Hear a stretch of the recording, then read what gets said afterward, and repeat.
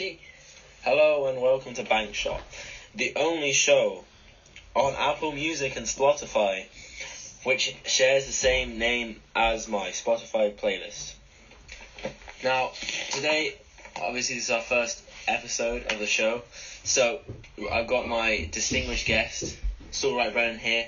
You know, he's an expert in 2K. We'll get to that segment later in the show, our 2K segment, keeping up with modern NBA video games. But now into the main topic of this podcast. This first episode is going to be on comparing different eras of the NBA. So what's your opinion on like the early NBA, the 50s, 60s, that kind of era? Well, my opinion on the original era of the NBA is that me and Flight Reacts could probably drop 40 a night. Well, you know, that's a prevailing attitude among young people. Yeah, well, we're playing against 5'7" white guys. Yeah, but at their time, they were however big the NBA, because it was obviously a smaller league, less expansion teams. So, obviously, they were the best basketball players around in their day. They were like, if you think about the things they did in that era, like, there was one guy, I can't remember his name off the top of my head, but he dropped 20 and 10, something like that, after being in the military and only playing on weekends, no training session, just turning up and dropping 20 on 10. That's crazy. Imagine a modern NBA player doing that. Never doing practice, just turning up for games and dropping 20 and 10. It's crazy. Allen Iverson. Well, I mean, Allen Iverson did actually go to practice. That's a general misconception. Good one. Okay, so you know, there's obviously the massive debate in the early NBA, Wilt and Bill Russell. Yeah. Which would... Well, I mean, they were playing against very small people, but obviously it has changed to the modern era. How the center is used. Centers were the one getting all the points. They were back to the basket bigs. That was their main job. Obviously now in the modern NBA, I mean, centers don't really do much, do they? I disagree. I think centers anchor defense. They still do that. They're still rim protectors, stop easy layups, easy buckets. Offensively, they're pretty much useless. Only if they can stretch the floor. People like Kristaps Porzingis. There's a reason why Houston Rockets got rid of Clint Capella. Well, I mean, I think Clint Capella filled a particular role. He just didn't work with the current personnel they had. Well, Russell Westbrook. He was very effective. Basically with plays Harden. like a center. He was very effective with James Harden and the lobs they used to throw. You know, a lot of complete rate. He also was a good offensive rebounder. He had like one of the, I think he did have the highest field goal percent in the league. Yeah, I think Mitchell Robinson. So back to Bill Russell and Wilt Chamberlain. Well, I mean, Wilt was, I wouldn't say he was better, but obviously he did score 100 points in Converse. And averaged 50 in a season. Yeah, and he averaged the most assists in the league in one season just because he wanted to. There's also this crazy myths about him breaking people's arms when blocking them. And touching the top of a backboard. Yeah, I mean, pretty amazing guy. Shame there's no footage of that 100-point game. There was footage of him blocking this guy, like, full on. Was there even goaltends back then? They were different rules back then. Because, bro, I'd seen him, like, full on jump, like, the whole up. Apparently they were more strict back then. Like, anything, it was a lot more stringent. People scored a lot more points with goaltends than they do today. Yeah. I mean, you hardly see goaltends unless it's Jalen McGee. JaVale McGee.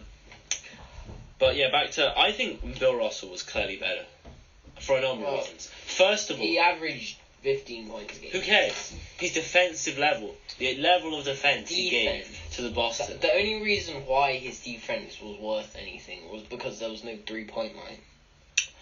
There was so no he just stood, and there probably wasn't even a defensive 3-second violation. So he probably just stood in the key.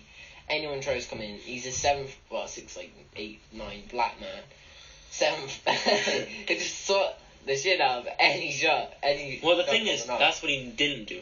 His blocks were very intelligent. He'd block it so another player could catch it, and that would start a fast break and result in an easy bucket for Boston. Intelligent.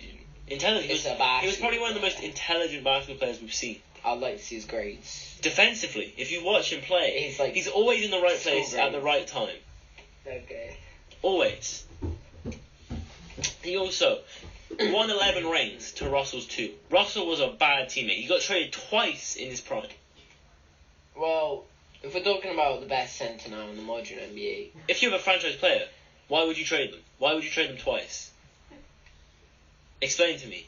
Explain to me. Bill Russell was never traded. No one ever. Boston didn't think to trade him. wait, how many children did Wilt Chamberlain have? Apparently over 100 illegitimate children, but that figure has not been verified. 100. He'll be getting busy. Yeah, but back to the initial argument. So, how can you say that Wilt was a better player than Bill Russell? Okay, his individual statistics were better, but at the end of the day, basketball is a If you really team think game. about it, I'm probably Wilt Chamberlain's son. Okay, now back into, of course, who would you say is probably the best modern big in the NBA today? Anthony Davies, averaging 27 points, 2.6 blocks a game, shooting good 3-point, even though he doesn't really, with that kind of skill set, he has the mid-range, he has everything, lobs. He benefits from LeBron's pick and roll. He just benefits from LeBron. It's like Hall of Fame for general. Yeah, he's probably one of the best. Probably best defensive end. Great rim protector. Good traditional big. Also can stretch the floor. Probably the best big man in the league at the moment. But a lot of people seem to think he's a power forward. He's 6'10". That is tall enough to be a center. Yeah, I mean, he does play. But I mean, with the Lakers, he tends to play more power. Some people say he's taller than 6'10". Some people say 7 foot. Yeah, but if you look at the lineup, Lakers tend to run it in crunch time. They tend to be running either Jalen McGee or Dwight Howard. JaVale McGee. Obviously AD, LeBron James. Yeah. Danny Green and either Rajon Rondo, Avery Bradley. It's Avery Bradley. Rajon Rondo's not really in crunch time lineups because of his lack of shooting. He's actually became a much better 3-point shooter. He's still below average in the league. Is he though? Yeah, he is. Statistically, he is. Okay, but he's still a good defender, good playmaker. He's pretty old. He's not as fast as he used to be. Is he used as much as he was? No. That's because he's old. Avery Bradley's a good player. He's like a two-way sharpshooter. Yeah, so point guard. Anyway, back to the discussion about Uris. So I kind of believe that might be a bit controversial, but I believe that anyone, including Magic and Larry Bird, were pioneers of the game. It's very hard to compare Larry Bird and Magic Johnson's era to the modern era, even as modern as that. Even I would argue MJ's era is seen, I would argue, I was watching a game the other day, and it just blew my mind at the way they used to shoot jump shots even. So different, incredibly low arcing.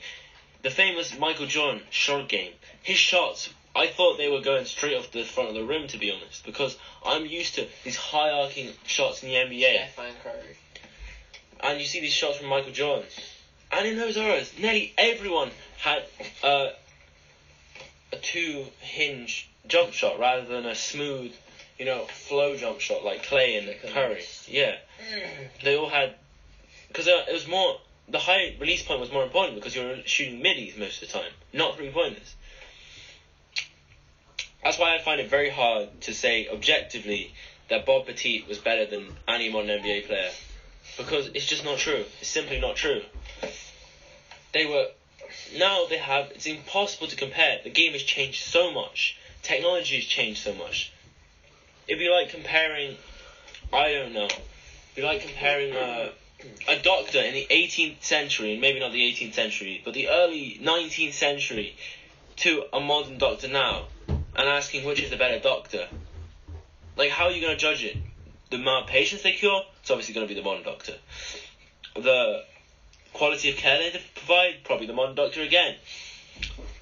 Unless it's a few timeless examples, like Bill Russell, probably one of the greatest centers of all time, and the greatest winner of all time, winning 11 championships. So, Saul, one last question on the eras. So, what's your opinion on comparing across eras and the way that there is a tendency to just put this idea of a recency bias, which is talked a lot about on SPN's TV shows. What's your opinion on this recency bias? Well, I think there's a different type of coverage on the NBA.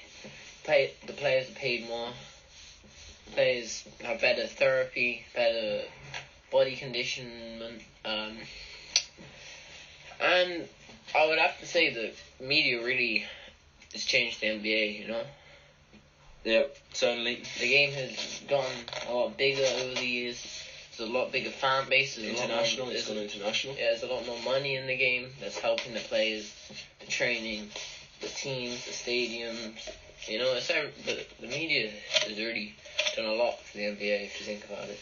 So, but what's your opinion on this recency bias, the idea of the recency bias?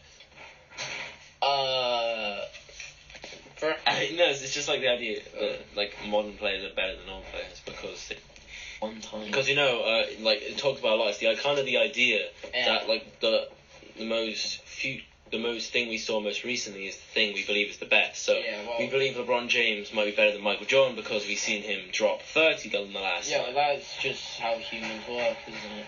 Yeah, so my point is, I think it's unfair just to say anytime someone says a modern player is better than an old player, it's just recency bias. Because it clearly isn't sometimes. They were better athletes, simply. Now, they're simply just better athletes. So moving on to our 2K section. Have you got any news on what's happening in the 2K world? Well, I have to say, obviously now we're getting into the 6th month, 7th month, around there, of 2K, the game being released, and it doesn't look like the game will really patch the game anymore. It seems to be the end of patches in the game. The neighborhood's a bit dead at the moment. They are trying to do events to keep morale up. But the one thing I see is that there's no effort being put in to make the neighborhood better. What do you mean? The Christmas neighborhood was updated about a month after Christmas. And if you look at my team, they're getting new cards every few days. Mm-hmm. It's crazy. And what I personally think is that my team generates a lot more money than neighborhood.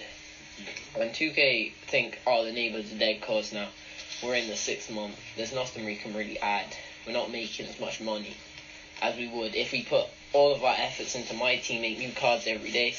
It's a complete scam if you think about it, because the only way to get good in my team, without grinding your life out, is to spend money.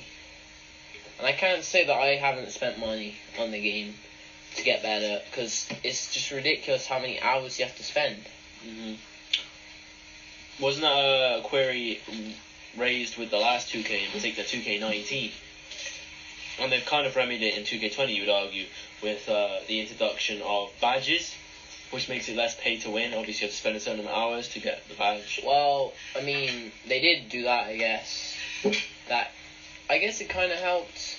Because last 2K, you could bring a build with no badges to the neighborhood, and you'd play just fine on it. This year, bring a build with no badges, you're going to completely get destroyed by anyone good. That's true. So, what's your advice for people trying to win games? You know, what lineups seem to be the best? In neighborhood, obviously, if you're trying to go comp, So what does comp mean? You know, for our less educated, competitive. Well, obviously you'll need a point guard that can speed boost, that can dribble, that can shoot, that can slash. Offensive threat. I mean, play shots will work. Playmaking slashes, like just pure playmaking, they kind of suit. You'll need a lockdown. Perimeter lockdown really is the best one out of all of them. And then you'll need, of course, this shooting glass look, probably. But, to be honest, if you want to win, you need to use screens. Mm-hmm. It's complete abusive, the screen. To be trying to win, screen setting, Hall of Fame break ball, you're on the floor. So there's, as long as you can shoot, you're going to win. So, we talk a lot about badges about 2K, you know? Just in general, badges are a very important part of 2K this year, you know? Arguably, they're probably the most important thing to have for a build. Yeah, well... So, how do you know which ones are the best? Well, if you didn't know, there's a website called 2K Labs, and they have tested every single badge, well, not every, but most badges, and they have put out each tier of what are the best badges. So how do they determine which badges were better? They tested like jump shot without the badge, with the badge, with contest. And measured, so they took a certain amount of shots, Yeah, took the hundreds. percentage. Yeah. Yeah. And I mean, to be honest, like I was trying to grind out my career to get a jump shot creator, but you don't really need it. 98, 38, they're all good jump shots. You don't really need to grind out to get a good jump shot. So that's jump shot 38 and jump shot 98. 98. So they're the ones that come default. You can just select them right Yeah. from the beginning of the game. As long as you go animation star, and you can just get them for free. Yeah, so now moving on from my career more to what's happening with the NBA. Currently, we're in quarantine. Obviously, there's the Players Tournament going on. So what's your opinion on this Players Tournament? Well, Have you been watching it, enjoying it? I've been watching a bit of it. I've also been watching 2K simulating the games. I mean, I think it's a good idea, but who's really going to watch 2K instead of the NBA? Like, it's very boring to watch just 2K games live.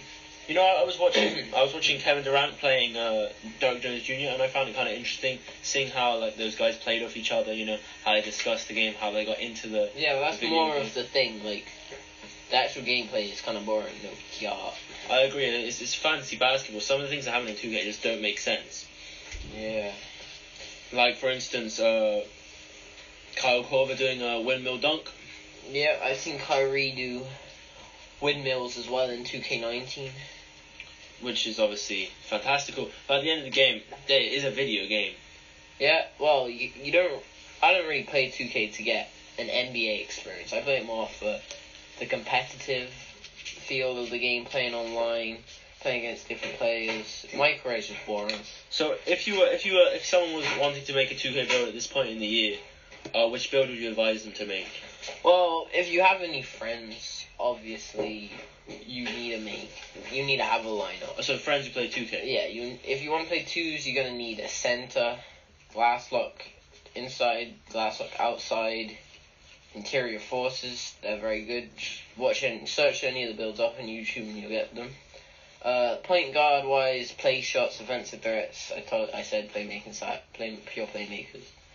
They're the good ones, and then obviously so that's for twos. You need a lineup of a point guard and a center. Threes, you can run either 2 point guards in the center, but it's always very important to have centers because out rebounding it pretty much loses you the game. Mhm. Yeah. Yeah, so that's about it for this episode of Bank Shot. So tune in next week for the next episode on the potential quarantine measures, the possible cancelling of the season, the possible cancelling of the playoffs, the possible moving around of the next NBA season, that kind of stuff. I actually heard that they were meant to be playing the NBA in somewhere in America, like just the players, no fans. They're gonna do the playoffs. Yeah, I think they were planning. If they were going to bring back basketball, nothing But official has been no said stadiums. yet. All the players are in like one area, so like maybe Las Vegas or something like that, and they play in the stadium. They obviously wouldn't be without fans because obviously group gatherings are very dangerous for the coronavirus.